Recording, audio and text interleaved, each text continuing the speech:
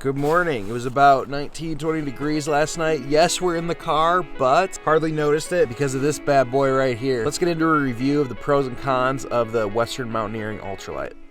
Coming in at 1 pound 13 ounces, this is one of the lightest sleeping bags I have ever owned by far. And that directly leads into basically the packability, which is awesome. However, I would not recommend the stock stuff bag that comes with it.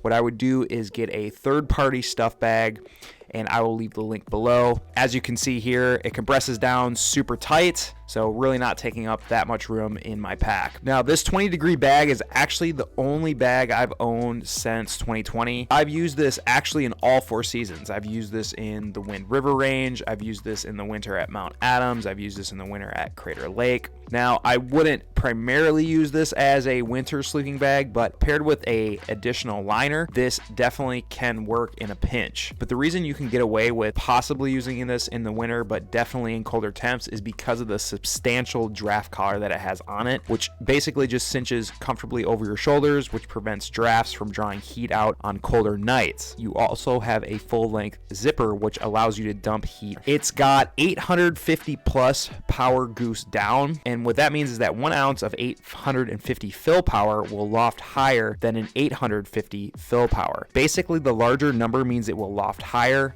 sleep softer, last longer, and sleep warmer. Because these are down feathers, you want to be diligent of not getting this wet. While this bag is water resistant, it is not waterproof and will absolutely be useless if dropped in a lake. Now, also, it's got a lifetime warranty, and a bag like this should last you well over 10 years as long as you are taking care of it. Let's get to some cons. I think one of the biggest cons for me is actually the fact that it doesn't have an inside pocket to store anything. So oftentimes when you want to sleep with your phone to keep it warm, or you want to sleep with your water filter, and it would be helpful if they contained a few pockets. Other thing is obviously the price. And when I bought this, I got it with actually my stimulus check.